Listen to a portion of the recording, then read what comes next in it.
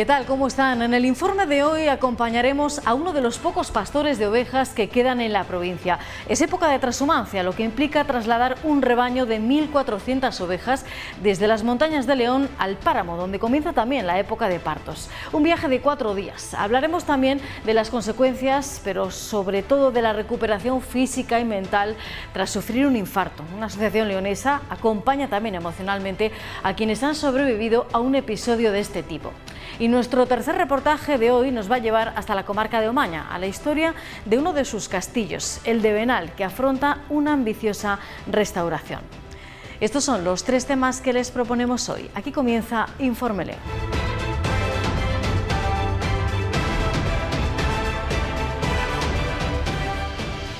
Son los últimos de un oficio muy duro que la mayoría heredó de sus padres. Ser pastor de ovejas es una profesión en decadencia en nuestra sociedad actual. Exige una dedicación absoluta a los animales, mucho más aún cuando son trashumantes. Hemos acompañado a un matrimonio ganadero leonés que baja estos días su rebaño de más de 1 millar de ovejas. 4 días de trayecto caminando desde las montañas en Barrios de Luna hasta Urdiales del Páramo.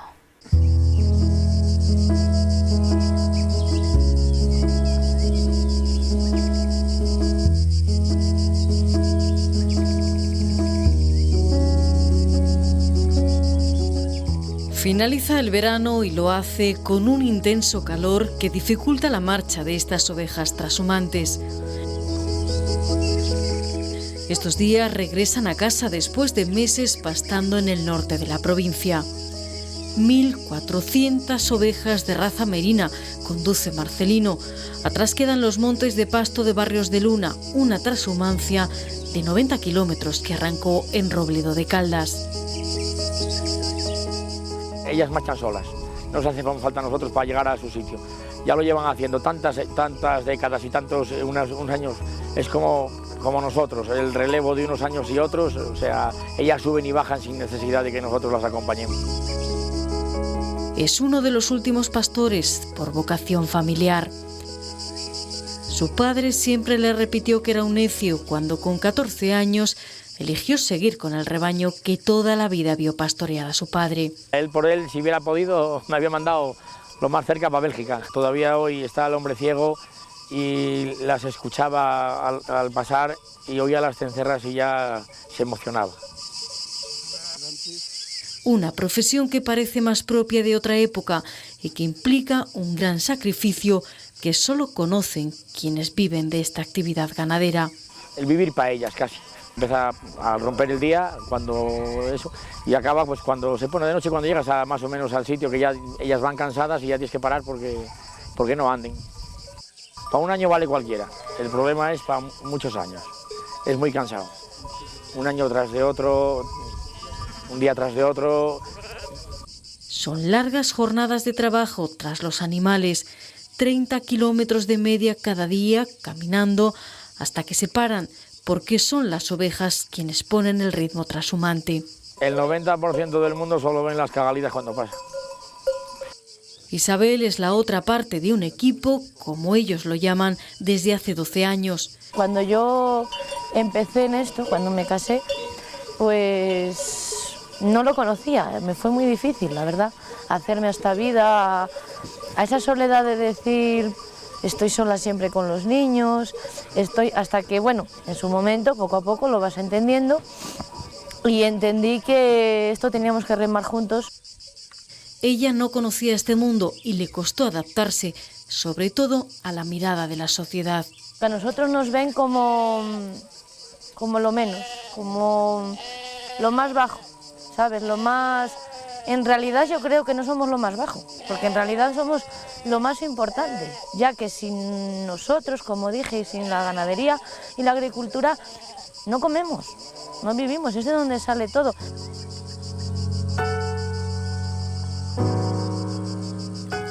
Ya no es la vida de los pastores de antes, ni la soledad de otros tiempos. Ahora, conducir un rebaño de estas dimensiones requiere toda una intendencia. Una ayuda que cuesta encontrar, porque la falta de mano de obra es otro de los males para este sector. Más duro, porque había menos medios, pero menos esclavo, había más gente. ahora no hay gente. Y antes siempre encontrabas uno para dar un relevo, para eso, y ahora no lo hay. Tienes que traer 3 veces más de lo que traía, por ejemplo, mi padre, para hacerlo 50% rentable. Él le encantaría poder tener fines de semana con nosotros, poder ir a sitios, es el primero que querría ir. Pero claro, las ovejas son las que nos pactan dónde vas, cómo haces, es que son ellas las que mandan en realidad. Una rutina de sol a sol, como se decía antaño, donde solo hay paradas para comer y poder descansar.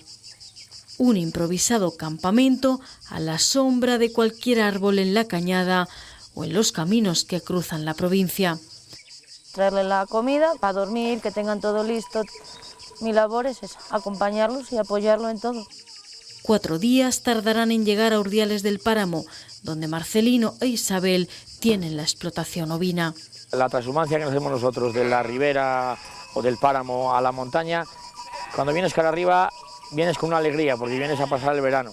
Cuando vas cara abajo bajas, bueno, pues es de esa manera, tienes que bajar porque no te queda más y porque tienes trabajo. En Urdiales el rebaño pasará los próximos 8 meses de duro invierno hasta la próxima primavera. Yo no sería manejar estas ovejas abajo todo el verano entre siembras. Sería imposible, ¿no? Una vuelta a casa necesaria porque gran parte de estas ovejas merinas están casi cumplidas y preparadas para parir las nuevas crías. Ya vienen pensando en echar las crías fuera y arriba no se puede porque no hay medios, ni hay instalaciones, ni hay nada, ¿no? Por si acaso y alguna se adelanta, los coches están preparados para recoger los corderos. Esperan que nazcan más de 800 que se venderán con apenas un mes, cuando alcancen los 12 kilos. Este año el precio de la carne al alza son buenas noticias para ellos. Todo sector tiene su parte, pero nosotros somos los que damos eso, la carne, la leche, y si no tenemos alimento, no tenemos salud, no tenemos vida, no comemos, o sea, si no te alimentas, no vives.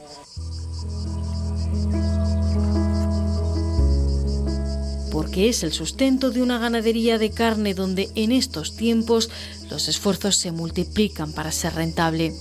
En las últimas décadas también han crecido las trabas que los pastores encuentran para que sus ovejas se alimenten en plena campaña de regadíos con los campos sembrados. Tienes que andar con el perro porque son tierras de labrantío, que hay fruto, hay sembrados, arriba es más monte, más abierto, las puedes dejar que anden más libres, pero echarlas, lo que es sacarlas de la cerca y volverlas a la cerca es todos los días igual. Inconvenientes y normativas que llegan de lejos. Pero es que son todo trabas. Toda la vida en la ganadería y la agricultura fue junta y en este caso no va junta, porque hacen cosas como lo del grey de la remolacha, que gente que tiene que ararte la tierra de remolacha al día siguiente de sacarla, porque a un señor en Bruselas se le ocurre la felicidad de que tienen que arar la tierra sin que la toquen los animales. Son cosas de esas que no se entienden. Gente que no le importaría que entren en sus tierras, en sus frutos, pero que no les deja los pagos verdes o los pagos adicionales. Yo no pediría digamos, el apoyo en sí de lo que es las subvenciones, no, que te quiten burocracia. Marcelino piensa en jubilarse pronto y tiene claro que no quiere esta forma de vida para sus 2 hijos, a pesar de que Daniel, con 11 años, disfruta ya acompañándole en la conducción del rebaño. Es muy duro. Hay muchas formas de vivir en estos tiempos para esto. Yo a mis hijos quiero que estudien, que si algún día se dedican a esto, no me importa, es un trabajo tan honrado como si es un médico, un albañil, un agricultor o un policía, por decir un ejemplo, ¿no? Para mí es tan honrado como cualquier otro oficio, pero que sí pido que estudien, que tengan unos estudios, porque hoy mismo yo me estoy preparando y estoy estudiando porque no sé a dónde voy a llegar con ellas. Él siempre me lo ha dicho, si tú un día a mí me pasa algo, inmediatamente véndelas. Ver todo el sacrificio que él está haciendo, pues te gustaría tirar y que eso siga, ¿no? Pero claro, cuando no sabes, para hacerlo mal, mejor no hacerlo. La transhumancia de este año ha sido tranquila, apenas afectada por la sequía, porque han encontrado suficiente alimento para el rebaño y tampoco con problemas con los depredadores. Ahora queda llegar a casa, a Urdiales, donde espera la familia.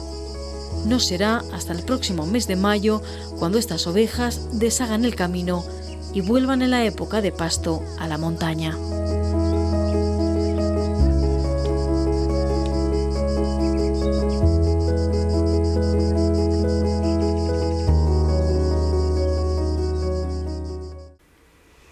El 50% de las personas que sufren un infarto no sobrevive. Son más de 50.000 las muertes cada año en España por esta causa. Una dramática cifra que exige una verdadera labor de prevención en nuestros hábitos y también en la necesidad de que todos tengamos nociones de reanimación para poder ayudar si nos encontramos ante una situación así.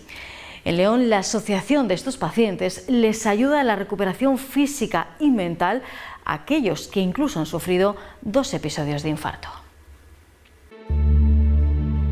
Todos han sufrido uno de los episodios más dramáticos de sus vidas, un infarto agudo de miocardio, es decir, una obstrucción completa de una arteria coronaria. Te encuentras en casa tranquilamente, durmiendo, de repente notas que tienes un dolor en el pecho, viene el 112, te auscultan, te miran y cuando ven ya que es un infarto, ya empiezan las carreras, viene la ambulancia, no sé qué, al hospital y es lo que te queda en la mente, vamos, directamente. Sin previo aviso, sus corazones se pararon. Se hace un cateterismo para cortar el infarto, digamos, y hacer que vuelva a funcionar la sangre al corazón.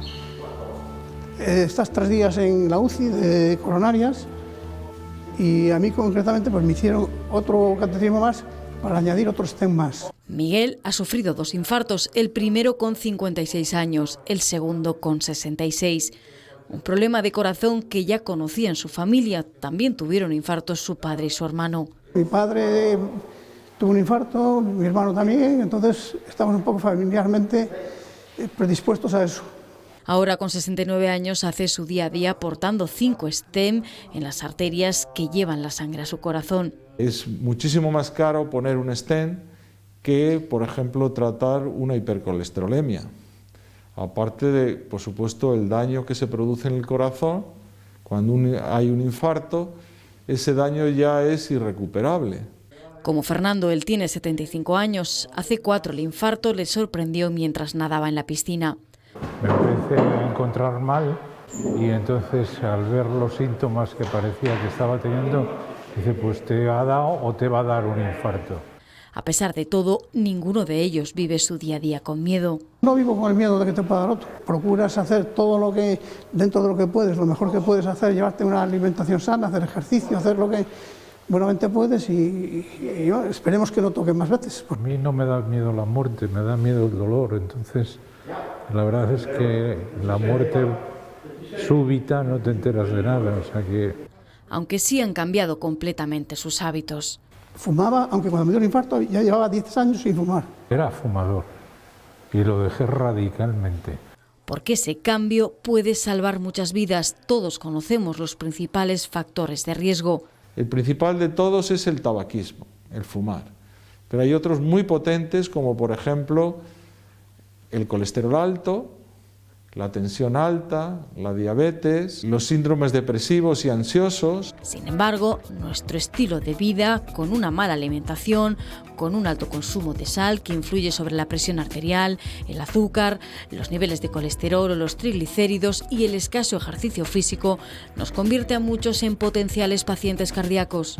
La Fundación Española del Corazón dice que el 90% de los infartos se puede identificar con factores de riesgo cardiovasculares evitables y potencialmente reversibles. Nosotros podemos tener un vecino que es diabético, que es hipertenso, que fuma y ha tenido un infarto y nosotros tenemos los mismos factores de riesgo y pensamos que nunca vamos a tener un infarto porque nos sentimos invulnerables. Nadie está, por así decirlo, inmune ante la posibilidad de hacer una muerte súbita. Pero esa creencia sobre esa supuesta invulnerabilidad podría empujarnos a un episodio de infarto o una angina de pecho que dejaría en el órgano daños irreparables. Queda una zona necrótica que ya no se vuelve a recuperar. No piensas que te va a tocar a ti y de hecho pues no visitas al médico nunca, tienes un catarro, lo pasas en casa como sea, tienes cualquier cosa que tengas, pues no vas ni al médico ni nada. Aunque también existe una carga genética y congénita. No siempre un gran esfuerzo o la actividad de un deporte algo más extremo nos predispone a un infarto. Muchas veces son a causa de problemas cardíacos de nacimiento que el paciente desconocía. En los maratones, la mayor parte de la gente que muere por muerte súbita se debe a deshidratación. Pero hay otro grupo de gente que puede morir por alteraciones congénitas cardiovasculares de nacimiento que no se han diagnosticado. Esta Asociación Leonesa para la Prevención Cardíaca nació en León en 1992, casi 3 décadas en las que han ayudado a centenares de pacientes porque tras el infarto y una primera recuperación trabajan en el estado físico y mental en estas instalaciones del pabellón deportivo del Polígono 10, porque las cifras de infartos en nuestro país son contundentes y más aún la de aquellos que no sobreviven. Casi el 50% de los infartos que hay en el país no llegan al hospital, se mueren en su casa o en el camino o en algún sitio de muerte súbita. ¿Encuentra bien? ¡Ayuda! ¡Ayuda! Los minutos antes del primer auxilio hasta la llegada de las emergencias marcarán un posible daño cerebral o la propia supervivencia. A partir de los 3 minutos hay un daño cerebral irreparable. La cardiología ha sido la especialidad médica que más ha evolucionado en las últimas décadas y la unidad del Hospital de León, una de las más prestigiosas del país, donde cada año se realizan más de 300 intervenciones de angioplastias coronarias en infartos agudos con colocación de un stent, pero también cardiopatías isquémicas, anginas de pecho, problemas valvulares o dilataciones de la aorta. Nuevas técnicas que salvan vidas. Una persona que tiene un infarto se le abre en las primeras horas la arteria para que pase otra vez la sangre por la obstrucción que produce el infarto y así perder la menor cantidad de músculo posible. El stent coronario es un pequeño muelle que garantiza la recuperación del riego sanguíneo. Un control cada 6 meses con el cardiólogo. Y el tener que tomarte 8 o 9 pastillas todos los días, cuando antes no tomabas ninguna y en la vida habías tomado una pastilla. Pero igual de importante es también que las redes de desfibriladores que se han extendido en los últimos años sigan creciendo porque todavía son insuficientes. Hay incluso comunidades de vecinos que instalan el suyo propio, desfibriladores que rondan los 1.500 euros. Pero además los pacientes cardíacos se ayudan de esta novedosa aplicación móvil que es capaz de rastrear dónde está el desfibrilador más cercano al enfermo. Porque aunque se dé masaje, normalmente no sale el enfermo de la parada cardíaca hasta que no se le da un choque eléctrico. Eso hace que puedan estar un poco más tranquilos. Si vas a un sitio y sabes que ahí hay un desfibrilador, vamos, te da una garantía enorme de estar en un sitio que lo tiene o a un sitio que no hay, que sepas que no hay, vas con cierto temor, lógicamente. Una descarga eléctrica que siempre tiene que ir acompañado por un masaje cardiopulmonar en el que la sociedad española suspende. Es una de las asignaturas pendientes para que todos pudiéramos ayudar en un escenario con una persona que sufre un infarto. En la Asociación Leonesa, en la que se trabaja también la parte social y emocional, forman en esta materia a los familiares de los enfermos. Para Miguel y Fernando, sus mujeres serían sus salvavidas. Yo te he asumido totalmente. En caso de que tengas un episodio en casa, pues que puedas reaccionar. Entonces ella actuaría pues primero dando el masaje y luego aplicando la descarga eléctrica con el desfibrilador. El que sobrevive a un segundo infarto es todavía mucho más afortunado. Su día a día es ahora más sosegado en esta segunda oportunidad en la vida.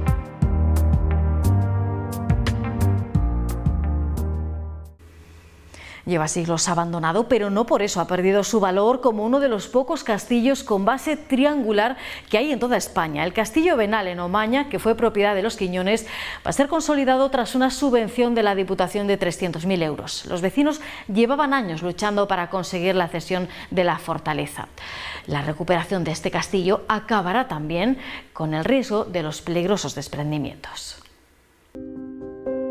Es uno de los exponentes del patrimonio abandonado en la provincia. Lleva años en la lista roja de patrimonio porque su ruina progresiva hace que apenas se mantenga en pie el 15% de lo que llegó a ser esta fortaleza. El documento más antiguo hasta ahora que se conoce sobre el castillo es del año 1366, en el cual Enrique II pues, hace merced de este castillo a Juan González de Bazán.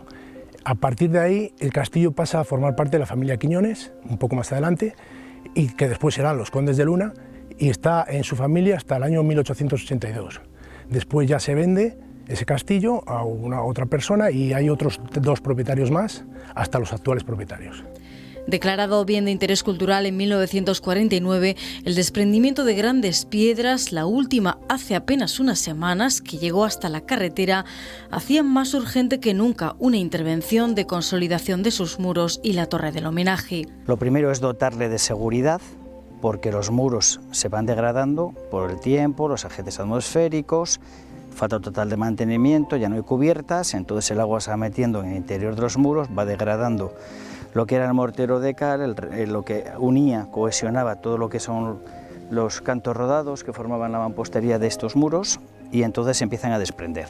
Sin embargo, llegar hasta aquí no ha sido sencillo. La Asociación Vecinal de Amigos del Castillo Benal lleva 3 años movilizándose para que los actuales propietarios del castillo, una familia leonesa afincada en Venezuela, lo cedieran al pueblo. Desde el 2018 para acá hemos estado hablando con ellos y también con el ayuntamiento, mediando, y al final pues mira, hemos conseguido esa cesión y el ayuntamiento ha aceptado esa cesión también, y ahora podemos, pues eso, gracias al Plan R, pues proceder a una rehabilitación. Son los últimos propietarios de una larga lista desde su construcción, y que los Quiñones, condes de Luna después, lo convirtieron incluso en una de sus residencias en Omaña. El municipio de Riello cuenta con 2 castillos, 2 fortalezas, una ubicada en el castillo de Omaña y la otra en Trascastro de Luna.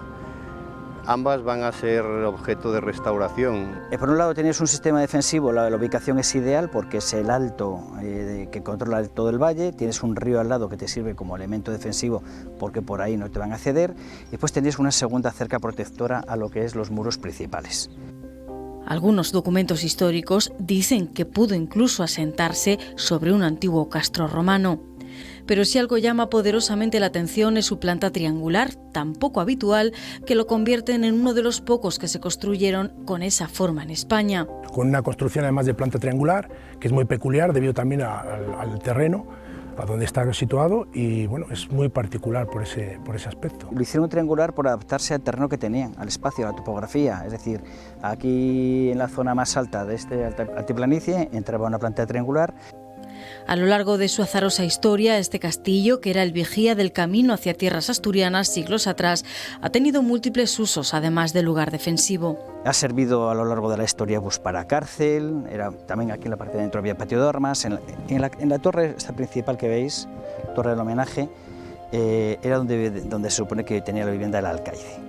La cesión al ayuntamiento es por un periodo de 30 años y la primera intervención será inminente. El castillo ha estado abandonado durante siglos y se veía como algo ajeno ya a lo nuestro, pero con esta adquisición por parte del ayuntamiento mediante la cesión de la familia ya lo ven como algo pues, más cercano, y están pues, creo que contentos con esta restauración que se va a llevar a cabo. Limpiar la maleza apoderada o las raíces de los árboles que también dañan los muros. Consolidar la muralla y aquellos elementos con riesgo de colapso son el objetivo de los 300.000 euros aprobados en el programa R de la Diputación a través del Instituto Leones de Cultura. 270.000 euros llegarán de la institución provincial, el resto de las arcas municipales. Reconstrucción pues es difícil porque no se va a permitir, pero una consolidación importante y una ruta guiada por dentro del castillo pues sí que sería interesante. Un trabajo en el que se respetará el sistema constructivo que se empleó en su origen, mortero de cal y cantos rodados de los lechos del río. Tendrán que recuperar un acceso ahora casi inexistente montaña arriba. Hay que recuperar el acceso para que se pueda, aparte de poder trabajar con seguridad, pues para poder visitar lo que son las inmediaciones más adelante. Una intervención que pretenden esté finalizada en 2023 y convertir el castillo en uno de los atractivos turísticos del municipio de Riello. Esa parte de piedras que corre peligro serán las primeras objeto de restauración. Una vez que esté consolidada la ruina y el peligro de desprendimiento ya no sea tal, la previsión del municipio es que sea visitable el castillo y organizar allí pues una serie de eventos culturales como se han hecho anteriormente, y creo que que sería un atractivo muy importante no solamente para el municipio de Riello, sino para toda la comarca de Omaña. Y ya piensan también en nuevas fases con subvenciones, quizás de la Junta o del Ministerio, y conseguir además la cesión también de varios inmuebles colindantes que forman parte de la misma finca, con los mismos propietarios, para dedicarlo a un futuro centro de interpretación. Esto es patrimonio de todos, es que esto sea el punto de partida para intentar recuperarlo lo máximo posible e incluso, si se puede, con la ayuda de los propietarios, pues a lo mejor que nos cedan algunas edificaciones que hay anexas que están en ruinas para poder restaurarlas y hacer un centro de interpretación de lo que era el castillo y lo que era la época medieval hasta nuestros tiempos en Riello y en Omaña. En el futuro la asociación pues, querrá hacer actividades centradas en el castillo, actividades culturales y de ocio que promocionaremos nosotros como asociación. Un elemento más del importante pasado medieval de la provincia de León. Con la historia de una de las fortalezas de la provincia de León nos despedimos, pero ya saben que este programa Informe León regresa dentro de 7 días, lo hará con nuevos temas. Hasta entonces, sean felices, aquí les esperamos. Adiós.